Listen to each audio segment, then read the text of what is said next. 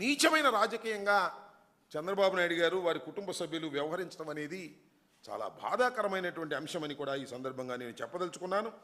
ఇదే విధంగా అనేక రకమైనటువంటి అనేక టాకులు. ఇప్పుడు నేను ఒక విషయం కూడా చెప్తున్నాను. అసలు సిస్టమ్ ఎలా ఉంటుందంటే, నెయ్యి ఒక పవిత్రమైనటువంటి లడ్డూ కోసం తయారవుతున్న నెయ్యి కిందే టెస్ట్ చేయబడిద్ది.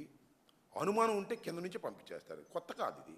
అంతకుముందు చంద్రబాబు నాయుడు గారి టైంలో, జగన్మోహన్ రెడ్డి గారి టైంలో, అంతకుముందు అనేక సందర్భాల్లో ఏమాత్రం డౌట్ వచ్చినా సరే ఇది వెనక్కి పంపించేసి మళ్ళా తెప్పించుకొని మళ్ళా టెస్టులు చేసి టెస్టుల్లో పాస్ అయిన తర్వాతే కొండ మీదకు వెళుతుంది నెయ్యి, లడ్డూలు తయారవుతాయి.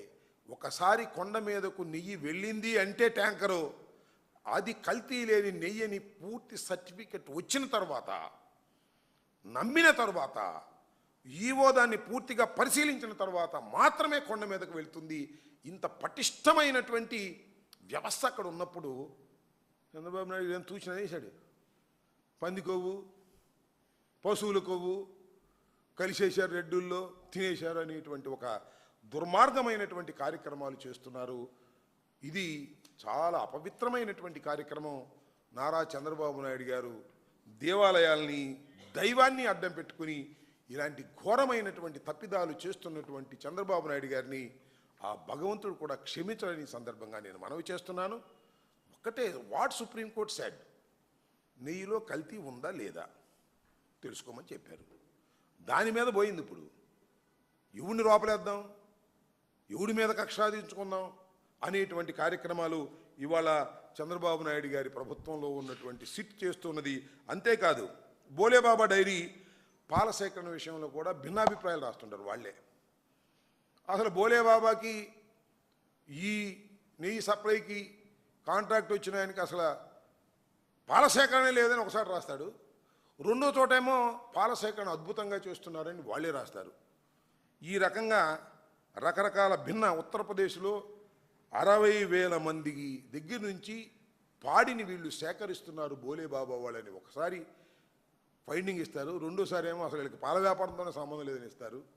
ఈ రకంగా తప్పటడుగులు వేసే కార్యక్రమం. ఎందుకంటే ఏదో ఒక విధంగా వైఎస్ఆర్ కాంగ్రెస్ పార్టీని, సుబ్బారెడ్డి గారిని, జగన్మోహన్ రెడ్డి గారిని బదనాం చేయాలనేటువంటి ఒక దురుద్దేశంతో చేస్తున్నటువంటి వ్యవహారం కాబట్టి పొంతన లేనటువంటి వ్యవహారాలుగా నడుపుతున్నటువంటి కార్యక్రమం జరుగుతూ ఉన్నది.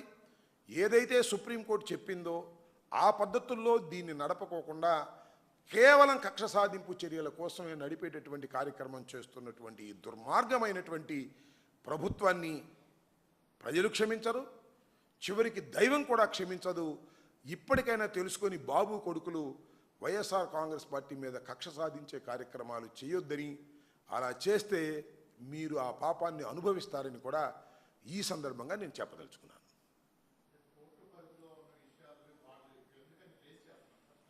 కోర్టు పరిధిలో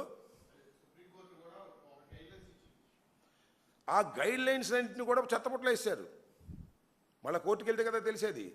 ఆ గైడ్ లైన్స్ అన్నీ కూడా వదిలేసి ఆ చిన్నప్పన్నో పెద్దప్పన్నో వాడినో వీడినో పట్టుకురావడం, వాడి పేరు చెప్పు వీడి పేరు చెప్పు అని ఒత్తిడి చేయటం, ఇలా నేను చెప్తున్నట్టుగానే రాజకీయ కక్షతో చేసుకోవటమే. కోర్టుకు వెళ్ళింది ఎవరు? సుబ్బారెడ్డి గారు వెళ్ళాడు. సిబిఐ ఎంక్వైరీ కూడా వేయమన్నారు.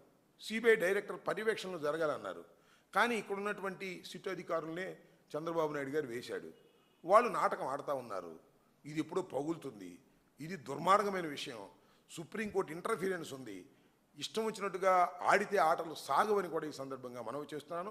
ఒకవైపున సుప్రీంకోర్టు, మరొక వైపున దైవం, వీటి మధ్యన చంద్రబాబు చెలగాటమాడుతున్నాడు. వైఎస్ఆర్ కాంగ్రెస్ పార్టీ నాయకుల మీద కక్ష సాధించడం కోసం చేస్తున్నటువంటి ఒక దుర్మార్గమైన